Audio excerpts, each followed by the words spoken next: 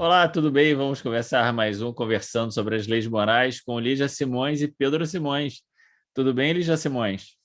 Tudo bem, Pedro Simões, e você? Tudo bem também. Hoje vamos falar sobre o capítulo 6 das Leis Morais da Lei de Destruição.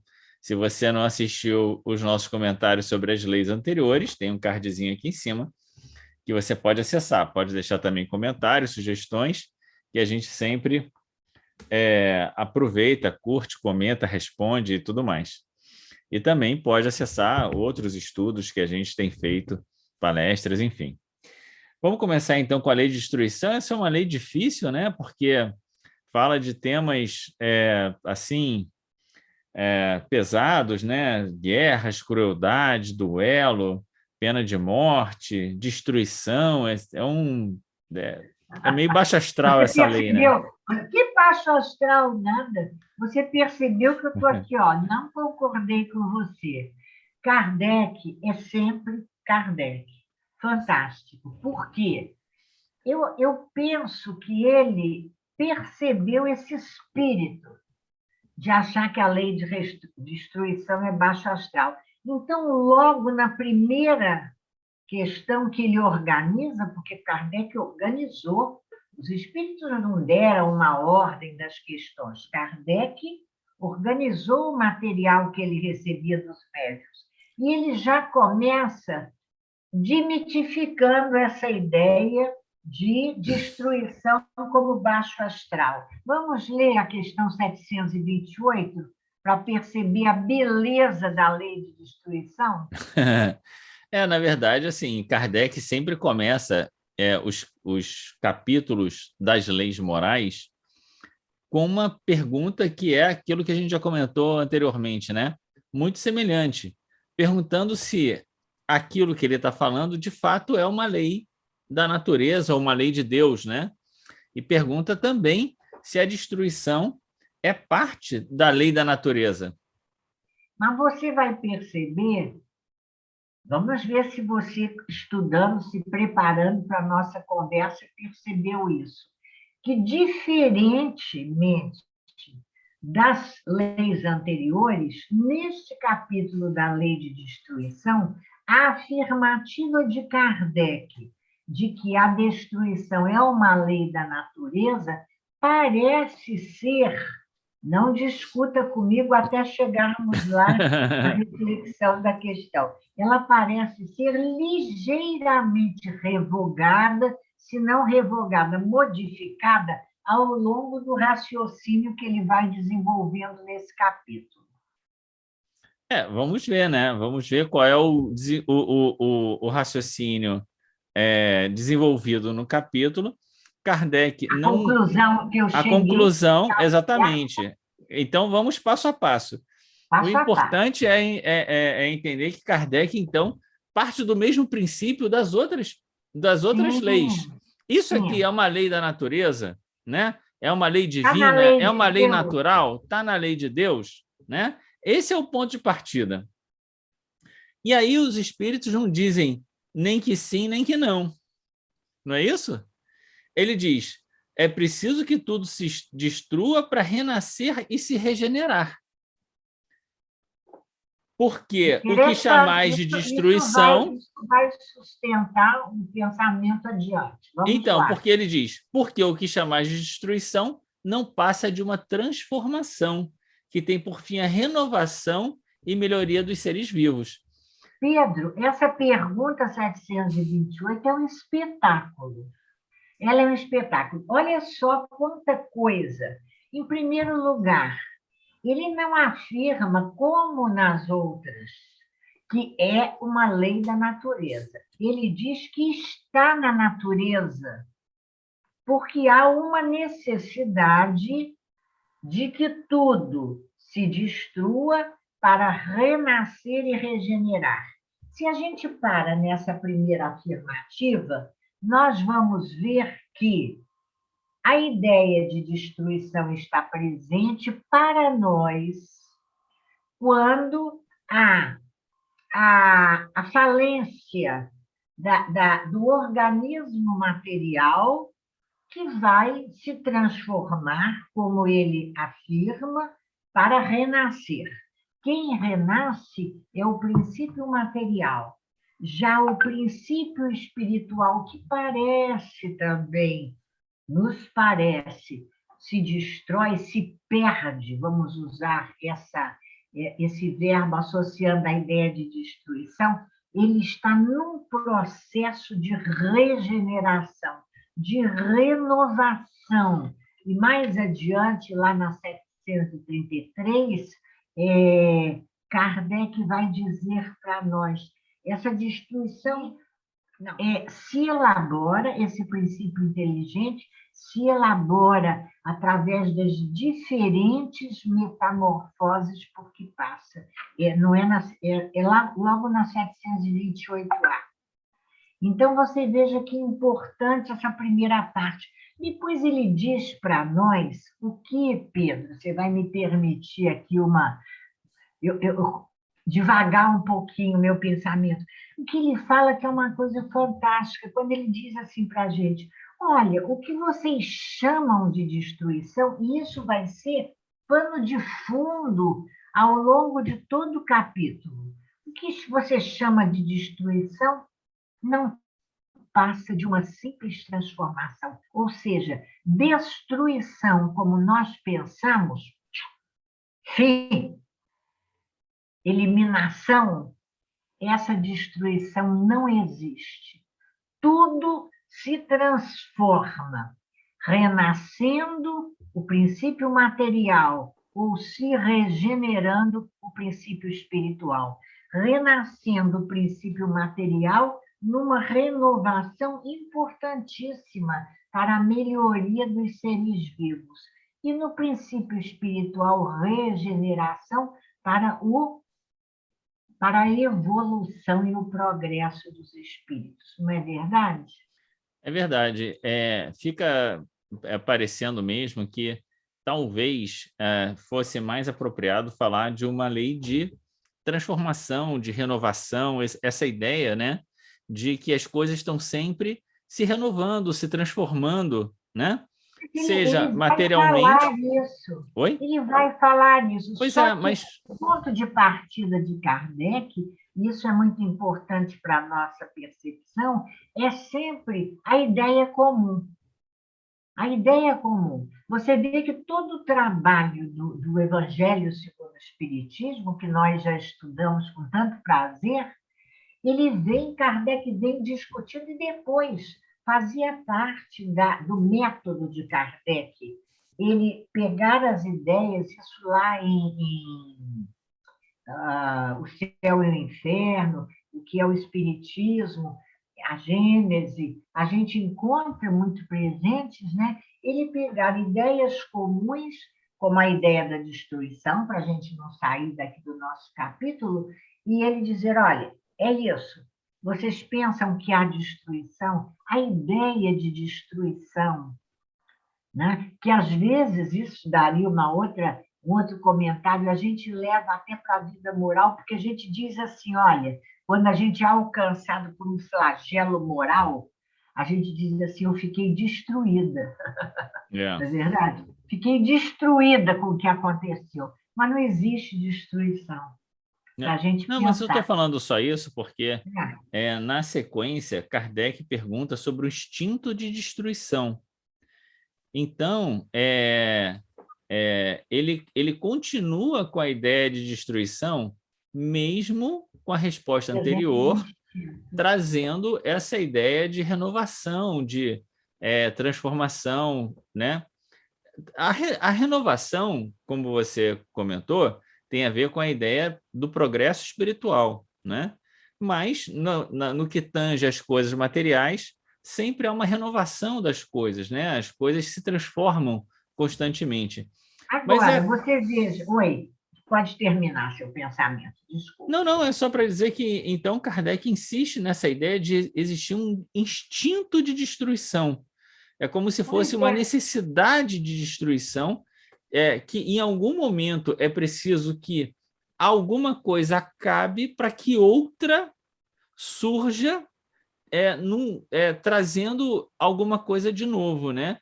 Então, me parece que essa ideia da destruição tem a ver com isso, um certo tempo, né, para que as coisas ocorram e que dali para diante ali vai haver uma ruptura, né, uma passagem, né, alguma coisa que vai haver uma quebra, que a gente poderia pensar que isso é destruição, mas que a vida continua. Então, dali para frente, você tem um outro, né?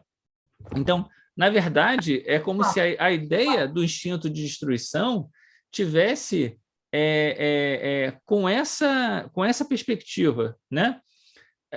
De um lado, a gente tem um espírito de conservação que nos faz nos reter na situação, mas, por outro lado, a gente tem um instinto de destruição, né? Vou botar aqui entre aspas, que é como se dissesse assim, olha, tudo tem um tempo, tudo tem um limite, e chegado a esse limite, as coisas vão ter uma ruptura, uma mudança, e a gente vai ter uma transformação dali para frente. Isso está confirmado, foi onde eu me adiantei, porque não botei a nota no lugar certinho, ficou um pouco para cima e me atrapalhou, na resposta à questão 733, que a gente vai adiantar um pouquinho, quando os espíritos dizem a Kardec: a necessidade de destruição se enfraquece no homem à medida que o espírito sobrepuja a matéria. A necessidade de destruição. Assim é que, como podeis observar, o horror à destruição cresce com o desenvolvimento intelectual e moral. E aí nós poderíamos perguntar, refletir, será que, com base nessa resposta, a gente diria que o instinto de destruição desaparece nos espíritos moralmente desenvolvidos? Porque aí traz uma questão. O instinto desaparece ou o instinto existe como característica do ser humano? Eu acho que assim, eu não sei se existe aqui né, nos estudos doutrinários uma resposta definitiva para isso. A impressão que dá é que ele vai diminuindo gradativamente, principalmente na medida em que a gente vai, como a gente já comentou nas vezes anteriores, né, sobrepondo o instinto pela inteligência, né? A inteligência, a moralidade vai fazendo com que a gente tenha um domínio sobre os instintos, né? Que esse é o processo, né? Esse é o progresso. Agora, não sei se existe uma resposta a dizer, bom, os espíritos que não encarnam mais. Eu acho que isso é tão cena dos próximos capítulos que é melhor a gente esperar um pouquinho. Isso é muito cena dos próximos capítulos. Eu tinha certeza que a gente não tem uma resposta para isso. Se desaparece, se é instinto nos espíritos mais elevados. Mas é porque esse pensamento me passou e, como a gente está conversando, deixei aqui na nossa conversinha. Mas vamos adiante. Essa subpergunta A da 728 é importante também. Quer dizer, existe uma fase na vida, sem a gente dizer se acabou ou não, em que esse instinto é muito importante para a sobrevivência, né? Uhum. O homem vai ser criado para a manutenção, né, não só da sua própria vida, como do equilíbrio na reprodução, né? A gente tinha visto nas questões da lei da reprodução que os espíritos tinham dito, olha, Deus tem os seus mecanismos de regular, né, a população da Terra. Fica tranquilo, querido. Tá tudo certo. Não se preocupa muito com isso, não, porque Deus está no comando. Então, o que ele vai dizer aqui é exatamente isso, né? Na medida em que, inclusive, voltando àquela questão, né, da alimentação dos animais, né? Porque ele diz, os animais se alimentam uns dos outros, né? E isso concorre para esse equilíbrio da população e das necessidades da população terrena, né? Isso aí. É um equilíbrio mesmo. Depois ele continua, Pedro, importante, quando ele começa a chamar atenção, e aí olha o trabalho da gente não se mortificar com a ideia da transformação a que chamamos destruição.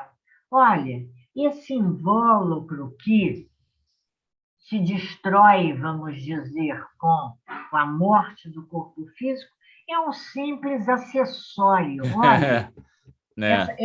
esse capítulo ele dá uma balançada na gente nessa questão, depois da gente falar sobre a importância da conservação do corpo pela necessidade de viver, é como se ele viesse dizer, mas não exagera, não. Não exagera, não é verdade? Porque isso é só um acessório, a parte essencial do ser pensante, Não pode ser o destruída. princípio inteligente, está se elaborando. Tudo o que acontece é experiência positiva para o espírito que vai se engrandecendo com essa experiência. É fantástico isso, não é verdade? É verdade. É, é isso, é essa ideia de que o espírito ele se elabora nas encarnações, né? Da perspectiva espiritual, como o tempo tem uma outra dimensão, né? Até essa ideia do número das encarnações que a gente tem, a gente valoriza muitos anos que a gente passa encarnado, Querendo mas contar. isso é muito relativo, olhando do ponto de vista espiritual, e é isso que ele está dizendo, né, para a gente, né? E aí, na 729, ele vai. Posso passar? Sim, Ele vai falar sobre essa questão, né? Que é essa questão que ele vai desenvolver na 729, na 730, até ali a 731, né? Mais ou menos, né? isso. Que é essa ideia de que, bom, por que existe conservação e destruição ao mesmo tempo, né? E a ideia é de que, bom, é aquilo que a gente estava falando no início, né? Tudo tem seu tempo. É para que a destruição não ocorra antes do tempo, né?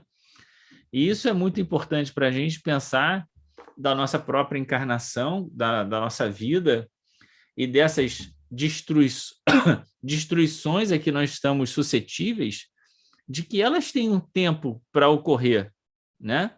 Não nos cabe acelerar esse tempo nem retardar esse tempo. Esse tempo é o tempo de Deus, né? Que é E aquilo que a gente. aí é que mora o nosso grande desafio. Porque, ora, nós estamos num esforço exagerado de conservação, vamos dizer assim, e, ora, nós estamos num processo deliberado de destruição É, das nossas é, oportunidades da nossa vida, né? é. Ele diz: toda destruição antecipada obsta o desenvolvimento do princípio inteligente, É né? atraso do espírito. É atraso para o espírito. Então a gente tem que cumprir o tempo que está assinalado para a gente, né? Nem mais nem menos, né? A poesia, né? Deus pede estrita conta de seu tempo e terás que deste tempo dar-lhe conta. Uhum. E aí, na questão 730, ele vai dizer Na que 700, desculpe, na 729 é um detalhe importante. ah, Ele diz que é por isso, né, por essa necessidade de o espírito se elaborar nas metamorfoses diversas por que passa, e depois na 737 ele vai dizer, atendendo a uma necessidade para a regeneração moral dos espíritos. Então ele vai dizer, para isso Deus deu ao homem. E aí é o detalhe, a necessidade de viver e de se reproduzir. O que vem reafirmar para nós, e sempre é importante nós lembrarmos aqui nesse verbo final, a necessidade de viver e de se reproduzir. Quer dizer, nós somos seres com esse instinto de reprodução presente, né? Como coisa de Deus em nós, né? nessa fase de vida do espírito em que nós nos encontramos, né? Vem reforçar todo o capítulo anterior da lei de reprodução, dos mecanismos, o uso dos mecanismos e do instinto de reprodução, não é verdade? É. Na 730, tem aquele comentário dos espíritos que eu gosto muito quando fala sobre a questão de que o instinto de conservação vem nos dar fortaleza de ânimo diante das provas, né? Quer dizer, se a gente sabe que a vida no mundo espiritual é tão melhor, né, do que a vida encarnado, por que a gente não abandona esse corpo logo A Beck vai perguntar isso daqui a pouco, né? e vai logo para o mundo espiritual, né? É isso que ele está falando aqui, né? Por que a morte traz tanto terror para a gente, essa ideia de morrer e tal, né? E aí a resposta é um instinto de conservação, e o instinto de conservação é aquele que vai nos sustentar diante da prova, fazer com que a gente, mesmo, né, às vezes sofrendo tremendamente, ainda assim queira viver, né? E isso é muito bacana de Queira pensar, né? viver ou não tenha coragem de morrer, vamos dizer assim. Como é que é? Ou queira viver ou não tenha coragem. Às vezes a pessoa está num desânimo, mas não vai atentar contra a própria vida. Não é? É, uma coisa ou É outra, instinto né? de conservação que mantém, né? É, uma Agora, coisa ou outra. quando Kardec fala, não é, Pedro, que existe uma voz íntima que nos induz a repelir a morte, porque está a nos dizer que temos alguma coisa para realizar pelo nosso progresso. Você diria que a voz íntima é a consciência? Então, como a ideia da consciência, a própria ideia de que as leis de Deus estão ali, é o instinto de conservação, é a consciência, é o que a gente quiser chamar, né? É esse Deus em nós que se fala, né? E aí a gente pode dizer, voz da Essa consciência, essência o divina, né? instinto, hã? Essência divina que somos, né? Exatamente, que nos coloca aqui para cumprir, né? Com um objetivo de engrandecimento, de aprendizado, etc., e que, num certo sentido, nos ajuda nesse processo, né? Vamos dizer assim, nos fixando na necessidade de passar pela provação, né? E aí isso leva a gente a uma reflexão bem pé no chão, bem prática, bem cotidiana, né? A gente perguntar como é que eu estou vivendo, né? Estou aproveitando minhas horas, tenho feito coisas úteis, tenho vivido com alegria, tenho valorizado as oportunidades de aprender, não tenho desperdiçado o meu tempo, né? Como é importante, né, a gente valorizar, porque Deus quer, Ele diz para a gente que a gente precisa viver, mas viver bem, né? Vida com É, qualidade, né? é.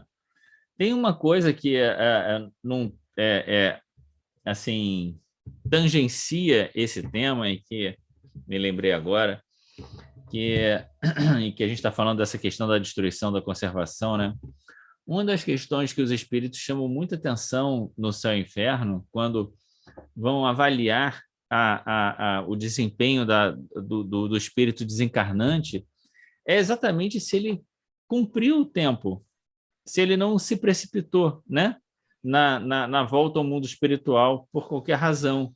Então, se ele cumpriu, mesmo que ele não tenha tido o melhor desempenho do mundo, mas só o fato dele ter resistido, ainda que com ressalvas, isso o coloca numa posição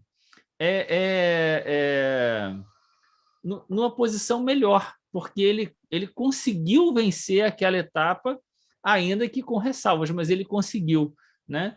Então, esse é um dos pontos que eu me lembrei agora, que vira e mexe quando a gente lê os relatos lá dos espíritos, a gente vê esse comentário. Não, mas ele venceu, ele passou por todas as dificuldades que foram que apareceram para ele, né? Minimamente deu conta. Né? E aí, na questão 731, a ideia dos pesos e contrapesos, né? É isso, é a conservação de um lado e a necessidade da transformação por outro. Porque a necessidade da conservação pode acabar fazendo com que a gente Prisioneiro. e não queira mudar, né? A gente queira estacionar naquela posição, Era a palavra que eu estava né? procurando. Estacionar naquela posição, né? E num certo sentido, a nossa vida ela é mudança, mudança contínua, né? Aprendizado, mudança contínua. Então, exatamente esse peso e contrapeso do não, tudo bem, não dá para ficar mudando o tempo inteiro também, porque a gente precisa ter um tempo de respiro, né? E um mínimo de estabilidade. Um mínimo de estabilidade. Então, mesmo que seja uma ilusão de estabilidade na vida material. Exatamente. Não, mas assim, inclusive nas questões morais, de você dizer assim, poxa, eu fiz essas coisas, né? Agora dá uma serenada, daqui a pouco as coisas. Agora o tempo é outro, o Pois é, aprendizado pois é. outra, a experiência é outra, os São as fases da companheiros vida, são né? outros. São as fases da vida, né? Isso. Lembrando Leon Denis, né, quando nos fala lindamente das fases da vida, onde a gente troca experiências, né? Troca experiências assim, a gente não vive na maturidade ou na velhice as experiências da juventude, troca no tempo. Vamos lá. E essa necessidade? Aí vem a discussão do aperfeiçoamento diminuindo, não é? Esse instinto, a força do instinto de destruição. Nos mundos, nos diferentes mundos. E me lembrei do seu estudo, parabéns, excelente estudo da escala espírita, associado aos mundos. Publiquei até na minha página, gostei muito. Gostei da ideia de ver o progresso do espírito associando ao progresso dos mundos. Muito bom. E aí, como é que fica? Então, à medida que o espírito progride, diminui, não é? Esse instinto, essa necessidade de destruição pelo desenvolvimento intelectual e moral. Intelectual, porque a gente pensa, não vale a pena, né? Não vale a pena. Às vezes perdemos patrimônios, vamos ver depois. Porque, fazendo aqui um parênteses, não sei se você observou, e no final eu ia falar isso, quer dizer, como Kardec foi sábio, quando ele colocou nos 2 primeiros subitens da lei de destruição todo o embasamento doutrinário para que a gente perceba as situações, vida prática, de guerra, assassínio, crueldade, duelo e pena de morte, que são situações em que o instinto de destruição está presente. Mas ele nos dá antes, nos 2 primeiros subitens que estamos comentando hoje, o embasamento para pensarmos as vivências, vamos dizer assim. Não é? Muito bem, vamos falar dos animais, então? Vamos lá. Vamos lá. Não é o meu tema preferido, mas vamos. Não, eu acho que a gente pode fazer um comentário geral dizendo aquilo que a gente já tinha comentado, né? A questão dos animais é isso. Os como encarnados, né? Nós nos alimentamos com os animais se alimentam com os animais e está tudo certo. O que não está certo é a crueldade, né? Crueldade a gente vai ter um item específico sobre crueldade, que seria um excesso, né, da destruição, né? A destruição com maldade, né? Que seria a crueldade. Então, não havendo crueldade, não havendo aquela ideia de matar por prazer, né? Só por prazer de matar, né? Não havendo isso, se for para atender à necessidade da nossa sobrevivência no corpo físico, então tá tudo certo. Isso faz parte do ciclo da vida, né? Então, e é interessante porque aqui, nessas duas questões que Kardec aborda, a questão dos animais, vamos dizer assim, teoricamente, ele nos dá os extremos dessa questão. Veja, na 735, ele vai falar para a gente que toda destruição, vamos dizer, destruição dos seres vivos, dos animais, nesse caso específico pela pergunta, não é? O destruir sem utilidade, ele é forte, os espíritos respondem de uma maneira muito firme quando falam de uma predominância da bestialidade e de uma violação da lei de Deus. Se você mata, destrói sem necessidade, você está violando a lei de Deus e você está dando liberdade a esse instinto num grau de bestialidade.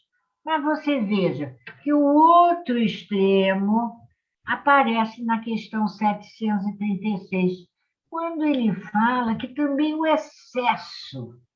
Aí ele vai para o outro extremo, não é? É um sentimento até louvável, mas que se torna abusivo e sem merecimento, não é? Porque muitas vezes não é um sentimento real de bondade, mas outras razões nos levam a esse comportamento excessivo, não é? De um cuidado exagerado, não é? Na verdade, o que ele diz aqui é o seguinte: ele diz assim, você tem um cuidado excessivo com algumas raças de animais, mas com as outras você está cometendo os abusos. Então, mais isso, sagrado né? ou não, é o contrário, né? Né? Então, isso Se não, as não, vacas em alguns lugares são sagradas, os porcos eram considerados a pior qualidade de animal, né? né? Coitado. Então, aí ele diz, isso aí é mais temor supersticioso do que verdadeira bondade, né? Mas eu acho que Ignorância a de gente tem Deus. que pensar aqui na questão dos animais nessas duas chaves, né? Se é uma questão de necessidade, ok. Se não é questão de necessidade, se é um abuso excessivo, e principalmente aquelas práticas por prazer, né? De matar, de conquistar, dizer que conseguiu matar, não sei o que e tal, aí já passa do limite da necessidade, e E tudo que às passa do vezes, limite da necessidade, a gente já viu, né, que acaba sendo em alguma medida contra a lei de Deus. eu ia fazer um comentário, mas era só um comentário. Vamos em frente, porque os flagelos destruidores são importantíssimos. Esse segundo subitem de embasamento doutrinário no tema, né? A questão 737, que fala dos flagelos destruidores. Por que Deus permite? Kardec, às vezes, eu vou usar até um adjetivo forte, ele era um pouco abusado, né? Quando ele faz perguntas, questionando Deus. Como Deus fere? Por que ele faz isso? Porque ele está falando do nosso pensamento. Nós, espíritos revoltados que somos. Porque Deus permite? Porque Deus faz isso comigo? E ele fala, por que Deus fere a humanidade com esses flagelos? E os espíritos também não aliviam. Eles dizem, olha, é para progredir mais depressa. Quando a coisa está emperrada, quando a humanidade está teimosa, insistindo, aí o jeito é dar uma arrumada, dar uma sacudida no planeta, né? Nós temos umas sacudidas no planeta, não vamos dar exemplo, porque a gente sempre pode se enganar quando dá exemplo. É Mas ele melhor. dá exemplos mais na frente, né? Kardec dá exemplo, mas eu é que não vou dar exemplo. Eu vou dizer o que é e o que não é, entende? Sacudida, né? Que aí Aham. já. Mas ele diz que tudo, não existe nada de mal feito na lei, né? Tudo importa para a regeneração moral dos espíritos. O que eu achei interessante, que depois eu me dei conta de que Ah, no capítulo 4 do Evangelho, quando fala sobre a questão dos mundos de prova e expiação, diz assim, e aí tem que, os espíritos, né, que aqui encarnam, têm que lidar com a perversidade dos homens e a inclemência da natureza, né?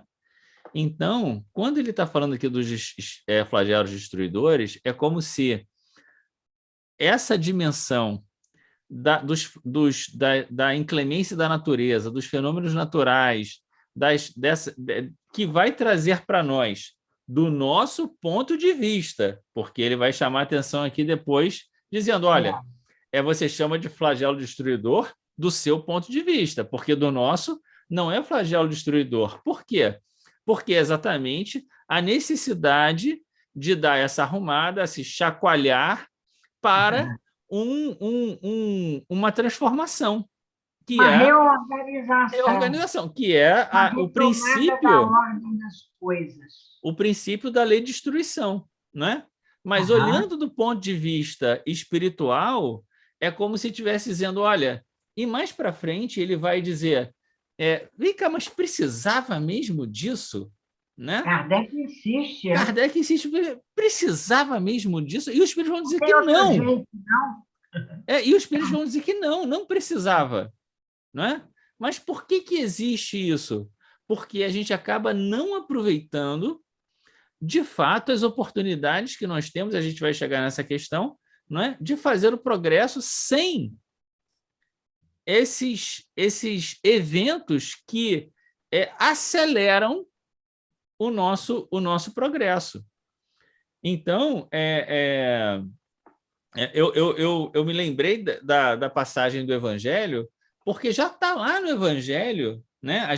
Eu sempre li e comentei essa passagem sem me reportar à ideia dos flagelos destruidores. Não é? Qual passagem? Essa que eu falei, que o espírito encarnado na Terra tem que, ao mesmo tempo, enfrentar a perversidade dos homens e a inclemência da natureza.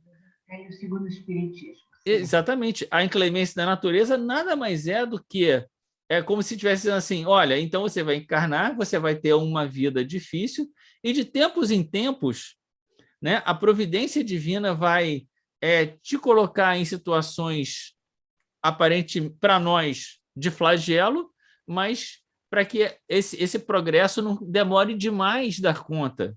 Né? Eu diria até que a providência divina não nos coloca, ela permite que a gente esteja. Porque a gente é que faz a desordem, depois a gente herda a consequência da desarrumação que fez. Né? Eu acho que algumas sim, outras não. Eu acho que umas sim, outras não. Naturais não, mas nos destruidores sim. Ah, sim. Então, mas é isso que eu estou dizendo. Existem alguns flagelos que independeram da nossa vontade, né? É verdade. Da nossa vontade nesta vida, porque muitas vezes eles são consequência. Não, sim, mas enfim. Mas eu acho que é muito importante o final dessa resposta aqui da 737, quando ele diz isso, né? O nosso ponto de vista é de flagelo, mas o ponto de vista espiritual não é. Vamos ler o final, que é importante, né? Essas aparentes subversões da ordem, né? Elas são necessárias para que se dê o advento de uma melhor ordem de coisas e para que se realize em alguns anos o que teria exigido muitos séculos. E aí, na questão 738, que pergunta, bom, mas não tinha outro meio? E aí que ele vai dizer, né? Para conseguir, não podia empregar outros meios que não os flagelos destruidores? Pode, e os emprega todos os dias, pois deu a cada um os meios de progredir pelo conhecimento do bem e do mal.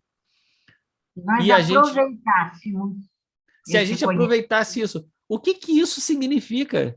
Que a gente está cochilando, a gente está dormindo, a gente está passando a vida distraído da necessidade dessa reflexão, não só da reflexão como um exercício intelectual, mas do amadurecimento do senso moral na medida em que essa reflexão se torne uma vivência para a gente, não é? E exatamente diante dos flagelos, a gente acaba se perguntando o porquê da vida, como eu posso fazer para ajudar o outro. É ali que eu vou encontrar. Vai Não é aparecer isso? lá no finalzinho, né? Então, Isso é, aparece aonde? Aparece lá na resposta da 740, né? se Quando nós. os flagelos, além de exercitarem a inteligência, depois, um detalhe importantíssimo: os flagelos, dando ao homem a oportunidade de demonstrar sua paciência e resignação ante a vontade de Deus, ainda dão a ele a oportunidade de manifestar sentimentos de abnegação, desinteresse e amor ao próximo. É preciosa essa resposta à questão 740, porque ela é, Pedro, uma proposta de bem viver. É. Olha lá, E exercitar a veja só, inteligência. a questão é a gente. Ah, Fala. Não, a questão é a gente viver essas coisas independente do flagelo. é verdade. Não é isso? Ah, sim. É, é a abnegação, o desinteresse, o amor ao próximo, né? Se a gente vivesse isso nos tempos de bonança, a gente não. Tempos de bonança é relativo, porque nós não precisamos de flagelo para demonstrar e exercitar paciência e resignação. Viver é um exercício de paciência e resignação. Então, mas é isso que a gente estava falando. Se a gente aproveitar essas oportunidades que a gente tem todos os dias, Claro. a gente, 738, a gente não precisava dos flagelos. A gente só precisa dos flagelos porque a gente não utiliza as oportunidades que Deus nos dá todos os dias. É isso que ele está Uhum. dizendo. Ora, se o flagelo, questão 740, vem trazer para nós a possibilidade do exercício da inteligência, de mostrar paciência, resignação ante a vontade de Deus, manifestar abnegação, etc., etc., como está ali, você já falou, é esse exercício que a gente não faz E aí no dia a desarruma dia. e vem no Exatamente. sacode. É esse exercício que a gente não faz. Então, esse exercício é o que a gente devia fazer cotidianamente, né? Vamos E a lá, gente está no acaba programa. É e a a gente proposta. acaba tendo uma vida egoísta. É a proposta. Agora, para terminar, porque já estamos com 50 minutos na nossa gravação, olha só, que capítulo importante, que subitens importantes, porque as questões 738A e B, elas são assim muito sérias, não é casca grossa, como eu gosto de dizer, quando os espíritos não economizam palavras quase ásperas para nos chamar a atenção quando eles falam, então, de nós lamentarmos tanto a morte, né? E aí a morte do corpo, a morte com os flagelos, as guerras, os flagelos. Isso a gente tem que ter muito cuidado para falar, para não ser ofensivo também, né?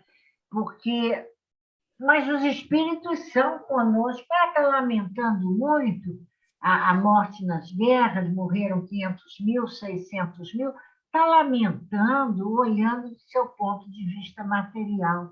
E aí, né, Pedro, eles vêm dizer, olha as afirmativas, é melhor ler, assim, ipsilítere, o que os espíritos falam. Meu Deus, um minutinho, desculpe, o moço chamou antes da hora. Olha o que ele diz, a vida do corpo bem pouca coisa é, não é? É.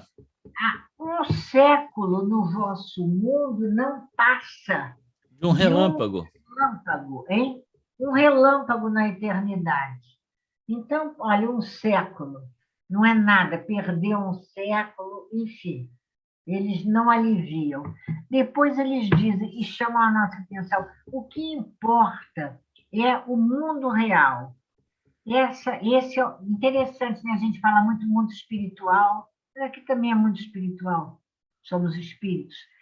Os espíritos chamam de mundo real, onde os espíritos preexistem e sobrevivem a tudo. O espírito sem o corpo material. Então, esse corpo material é um detalhe. Se a gente chega no mundo espiritual... Esse períodozinho, como ele diz, que é um relâmpago na eternidade. Que coisa. Na verdade, ele está dizendo assim, olha, no final das contas, a oportunidade da encarnação na Terra é uma experiência que a gente tem que dar os nossos testemunhos, e se a gente for, né? Porque Kardec está perguntando, a pergunta de Kardec vem cá, mas não, os flagelos não atingem o bom e o mal, e o perverso? Ele dizendo, olha, atinge todo mundo. A grande questão é como é que você passa por isso, né? Como é que você dá conta disso?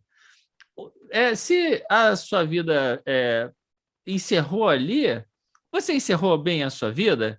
Como é que você chegou do outro lado, né? Você está bem? É muito importante quando ele vai dizer, né, que como é que a gente vai suportar esses flagelos, né?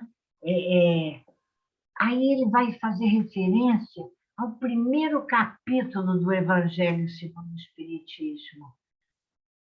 Em outra vida, essas vítimas serão amplamente compensadas aos seus sofrimentos.